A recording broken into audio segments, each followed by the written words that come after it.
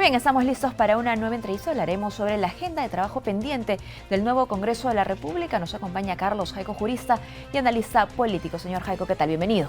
Muy buenos días, un gusto estar aquí. Muchísimas gracias por acompañarnos. Decíamos que las organizaciones políticas en ese momento no tienen tiempo para ninguna pausa, menos aún aquellas que van a integrar el Parlamento. Retomando un poco la agenda pendiente y distanciándonos de aquellas propuestas que se han hecho que mucho no tenían que ver con lo pendiente, ¿qué se puede mencionar? No, lo primero es una recomposición de las fuerzas en el Congreso que hemos visto ahora ya se está fraccionando, digamos, a números casi iguales, porque la mayoría tiene, por ejemplo, 21 congresistas, hemos visto con Acción Popular, pero hay otros que siguen ahí y que va a necesitar en estas tres periodos legislativos consensos. Eso es lo que se puede recalcar de esta nueva conformación del Congreso con nuevos consensos que van a tener que hacerse entre las diferentes fuerzas que están acá y nuevas sobre todo. Esos consensos tendrían que apuntar nuevamente, decimos, a esa agenda pendiente, ¿no es cierto? Aquellos proyectos que tienen pues que impulsar el desarrollo de todos los peruanos y que están a la espera de que encuentren un nuevo rumbo. ¿Eso será posible dado el fraccionamiento justamente del Parlamento? Precisamente es ahí donde ellos van a tener que trabajar más en conjunto. No hay que olvidar que una de las primeras tareas de este nuevo Congreso es, por ejemplo, ya aprobar los decretos de urgencia que el Ejecutivo ha dado durante estos últimos 4 meses. Y eso es muy importante. Y ya hay pues decretos de urgencia que son muy importantes. En temas económicos, educación, de exactamente, salud. Por ejemplo, la ley sobre los medicamentos genéricos, la reactivación de los proyectos, más de 871 proyectos de infraestructura que tiene el país y que están paralizados, ¿no? Y que se están con estas medidas pues tratando de llevar a cabo en este año. Entonces, vemos que ya ellos tienen una gran labor para iniciar y eso va a necesitar pues la unión y sobre todo el consenso, la discusión de estos temas para poder proponer otras cosas si es que evidentemente no están de acuerdo con estos decretos. ¿Eso es lo primero que se pondría en debate en el Pleno? Es lo primero que van a tener que hacer porque, los decretos de urgencia son ya leyes.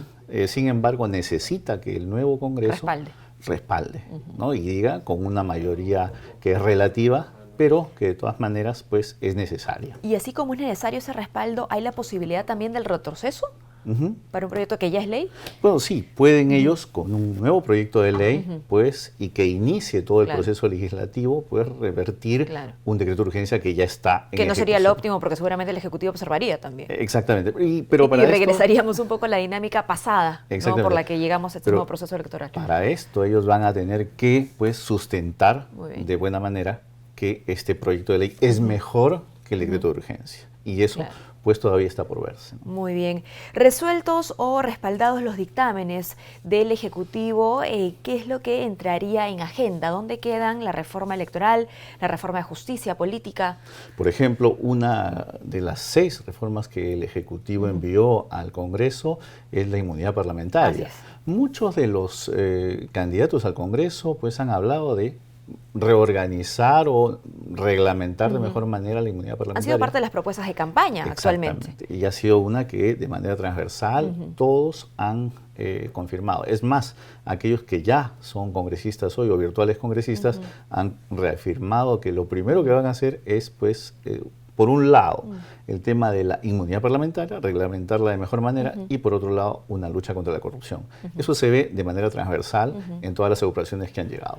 Si hablamos de lucha contra la corrupción, ¿tendrían que retomar los nuevos integrantes del Parlamento las denuncias constitucionales al interior del Parlamento? Exacto. De 2 maneras. Las primeras, las que, por ejemplo, han sido archivadas y que ellos tienen la posibilidad de reabrirlas si hay nuevos elementos, ¿no? Y hay otras que han quedado suspendidas. Con nuevos medios probatorios. Exactamente, nuevos medios probatorios que pues puedan permitir una reapertura de la investigación. Y eso lo pueden hacer sobre todo lo que hizo el antiguo Congreso. Eso no hay ningún tipo de límite. Y lo segundo son las denuncias constitucionales que han quedado en suspenso. Un poco que allí también el Congreso tendrá pues gran labor. El caso, por ejemplo, del exfiscal de la Nación, Chávarri, es uno de los puntos que van a tener de seguro que ser analizados en esta nueva legislatura. En cuanto a la reforma electoral, por ejemplo, si hablamos del financiamiento de las organizaciones políticas, lo que hay hasta la fecha no es suficiente según expertos. ¿Qué puede usted decirnos? Bueno, Es necesario que se vaya, por ejemplo, sobre el tema del financiamiento de partidos políticos.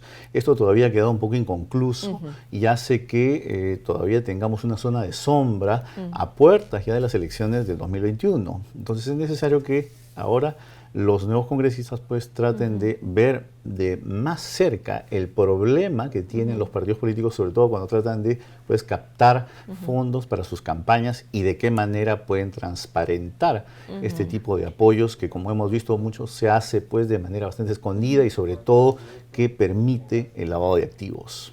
¿Será posible en este tiempo que va a tener este Parlamento con nuevos integrantes retomar más reformas que la de justicia y la política, como la laboral, por ejemplo? Bueno, sí, hay 3 periodos legislativos que ellos deben aprovechar de mejor manera, su máximo. De verdad que este Congreso le espera una labor titánica y ahí pueden ellos integrar esta reforma laboral que seguro va a ser de mucha utilidad en lo que viene, más aún con las propuestas ya que ha hecho el Ejecutivo. Y esto, quiero decirlo, en base a también que, mire, todo ese trabajo que ellos tienen con las comisiones, por ejemplo, que se van a instalar en el Congreso, las 24 comisiones se van a instalar, pero también hay comisiones extraordinarias que de seguro se van a instalar para analizar o investigar algunos temas que han quedado pues inconclusos. Especialistas han hablado sobre justamente la conformación de las comisiones, ¿no? Y frente a una elección que fue extraordinaria, ellos decían tendrían que haber reglas extraordinarias por esos 3 periodos y para que no haya tanta rotación, digamos, en esas 3 legislaturas. ¿Esto sería posible? ¿Va a depender de los mismos integrantes del Parlamento? Claro, y lo importante de esto es de que aquí ya no tenemos una fuerza mayoritaria que va, absolutista, copar gran parte de las comisiones, sobre todo importantes. Hemos visto que esto sucedió con la subcomisión de cuestiones constitucionales, la comisión de constitución, por ejemplo, y en la cual pues no se avanzaba mucho. Yo creo que aquí, digamos, la presidencia de estas comisiones va a estar en manos de diferentes bancadas, lo cual va a favorecer pues un trabajo mucho más dinámico, activo y sobre todo imparcial. Muy bien. Finalmente, doctor, ¿qué tendríamos que hacer los ciudadanos una vez que ya tengamos finalmente la conformación de este Parlamento? ¿Qué nos toca? ¿Qué tarea deberíamos asumir en adelante? Bueno, la población con estas elecciones ha dejado claro qué es lo que no quiere de un Congreso.